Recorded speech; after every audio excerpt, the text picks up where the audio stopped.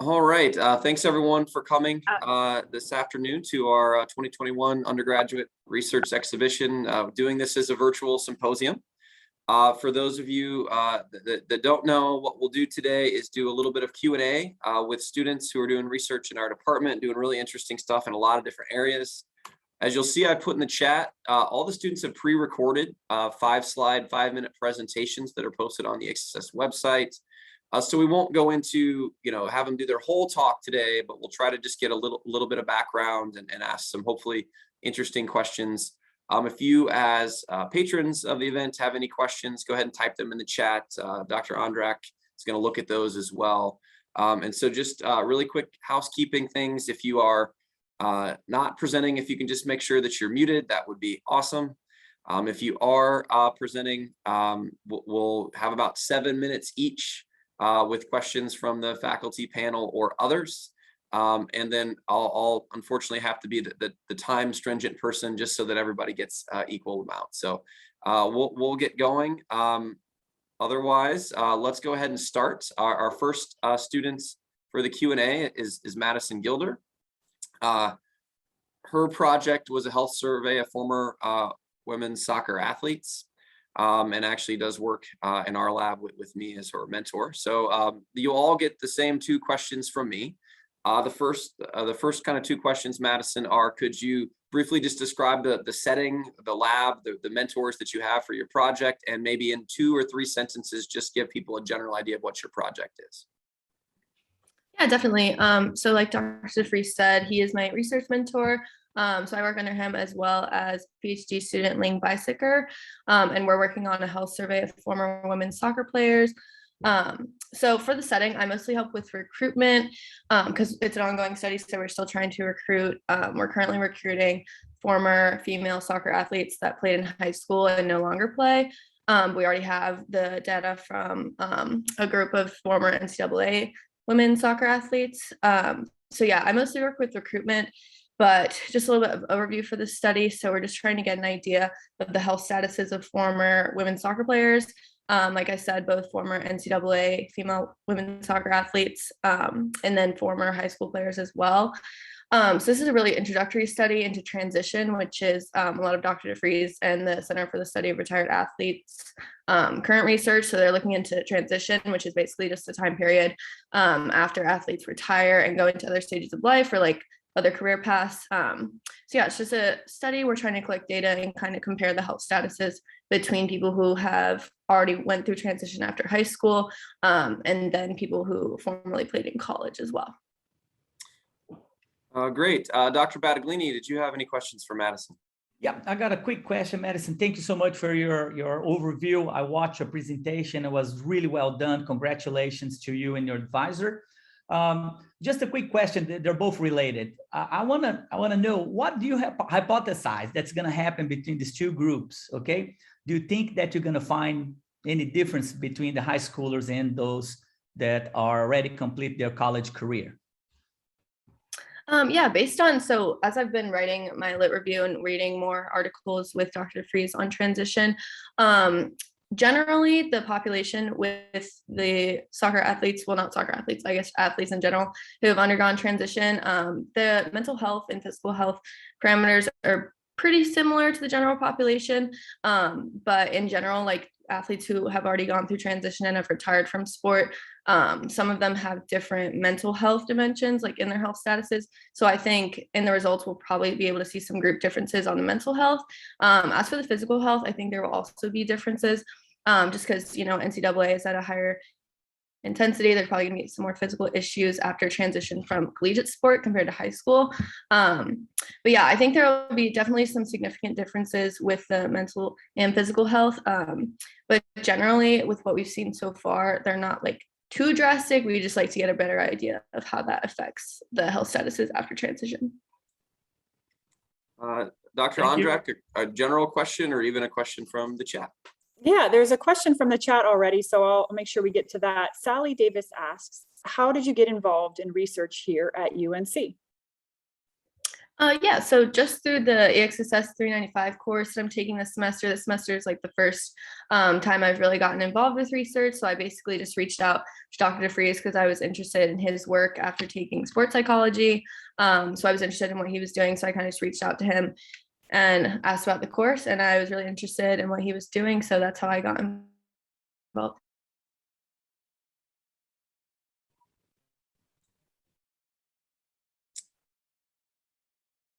Other questions from the faculty panel?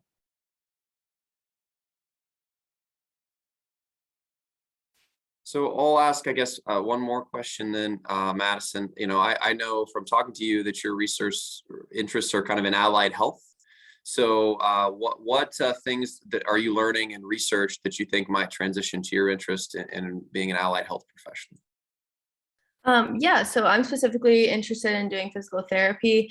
So I was most like interested in sports psychology because physical therapy is really related to sports psychology. Because when you think about, motivating your clients and trying to get them to do all their exercise and then things to help them go through rehabilitation. So that's where I was like mostly interested in it. I think from doing my research, I've gained a lot of perspective. I think from looking into things like transition, it's provided me with more of an idea of how health can be not just physical and more mental health. So just learning about multiple dimensions of health rather than focusing on, any physical rehab. But yeah, I think looking into research and doing a lot more reading in our journal club and everything has provided a lot of perspective on things that I just hadn't thought about before.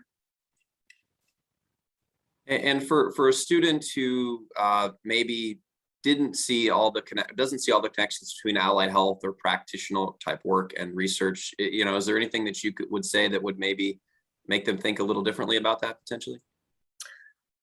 Yeah, definitely. I think, doing research obviously and reading into things that you're interested in, I think throughout the semester I've seen how my interests have changed a little bit, like looking with anxiety and rehabilitation and all those things kind of intertwined.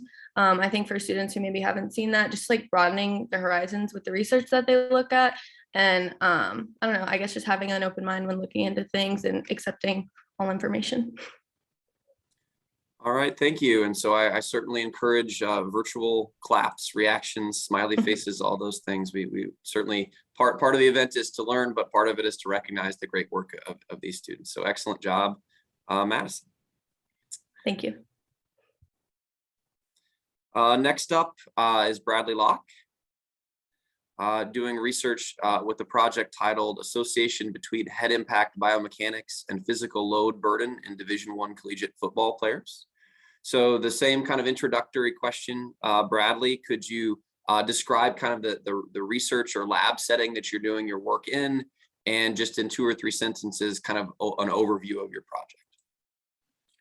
Yeah, so all my research is done out of the Matthew Gefeller Center, and so our project is dealing with UNC football team, and what we're doing is the players wear a measure device. It's called Catapult, and it actually gives out a physical load metrics, which is like the cumulative changes in acceleration, which can be looked at as a form of like a measure of physical exertion.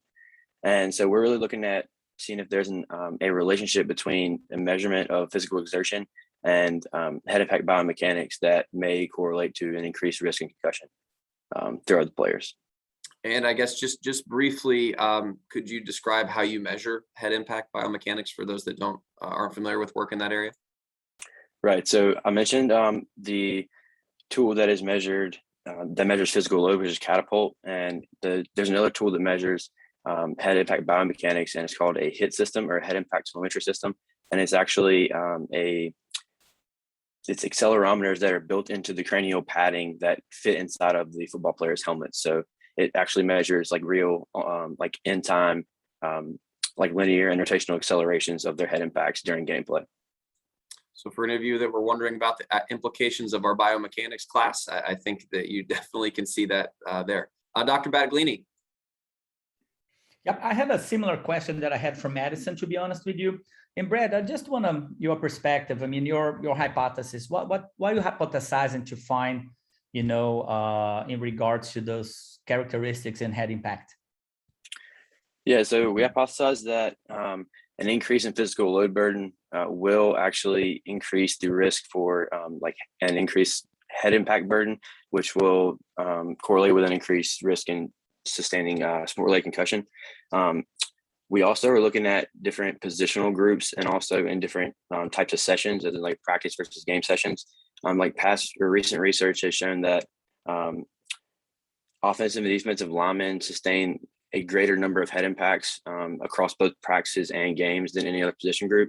So we're looking to see if maybe a correlation between an increase in physical load between these groups will have a higher correlation with head impact burden. And across a season, there are more head impacts sustained during practice than during games. So we're looking also to see if there may be an increased risk for sustaining concussion during practice and in games because of that reason. And can you just briefly to just describe that for the audience? There's a lot of people that may have not been able to watch a presentation. How do you describe, how you characterize the physical load? Yeah, so physical load is the cumulative change in acceleration during gameplay, or during physical participation. So there are a few different metrics that kind of make up the physical load burden. The distance the player travels during the session, the maximum speed the player reaches during the session, and also the load rate, as in how fast their cumulative acceleration number kind of gets high. So like if they're, like I was saying before, it's kind of a measure of exercise intensity. So yeah, so physical load burden, it can be looked at as kind of a measure of exercise intensity. Yeah, I loved your study, and I know a little bit about it. So how do you differentiate between, for example, a player that is 350 pounds, and have a much lower speed compared to a running back? How do you account for those weight differences in speed and velocity of their motions towards the head impact? Yeah, so in that case, we're actually going to be looking at impact frequency more so in the positional analysis, because those players obviously aren't going to be traveling at the same speeds and same distances like maybe a defensive back or a running back or like even like receiver group. So we're going to be looking at more so like head impact frequencies in that case. Dr. Ondrak, did you have any questions, or if others have questions and want to put them in the chat, feel free to do so. We have a few more minutes. Yep, I have one on behalf of Dr. Kerr. He asks, how has your work with football potentially changed the way you might have perceived the safety and technology of the sport? Yeah, that's a good question. So you really think about more so the big hits that cause a lot of the concussions, but a lot of recent research has shown that it's actually a correlation between like low impact, more high frequency hits are actually what's causing the like sport-related concussions and the long-term effects in these players. So I mean, I think it's just like a general consensus in society that like these big head impacts are really the main cause of these concussions, and it's really not. It's really a combination of the two. So that was something that I really like realized during doing this research. So, Dr. Mihalik, a question for your mentee. Yeah, Bradley, nice job on the presentation, and thanks for sharing it with us in our research team meeting earlier this week as well. You're measuring head impacts with instrumented helmets, which you described in your overview, but we also have access to instrumented mouth guards, right? So mouth guards that have sensors in them. So in light of that advance in kind of technology and innovation, what does that allow you to do with your study findings here as far as translating it into other sports, for example? yeah, so the mouth guard, I mean, mouth guards are worn in almost every sport, every impact sport. So like whereas the hit system or the cranial measurements, accelerometers are only worn in football. So if we see a correlation between head impact burden and catapult, or in the physical load burden, then I think that it'll be more translational to other sports, being that a lot of other sports are wearing mouthpieces. So, yeah. All right. Thank you very much, Bradley, for that excellent project, and we appreciate you sharing with us today.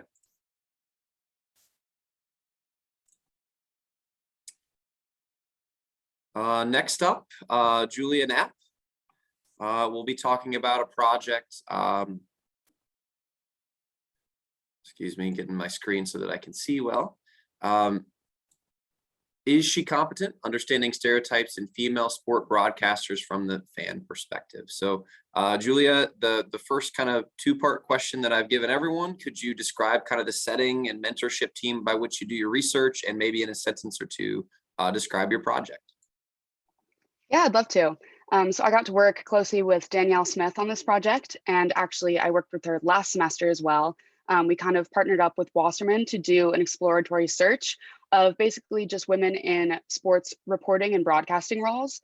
And kind of what we found last semester was that women were often put into these reporter roles rather than like play-by-play or analysts. So we kind of saw that they were more there to be a pretty face on the field for men.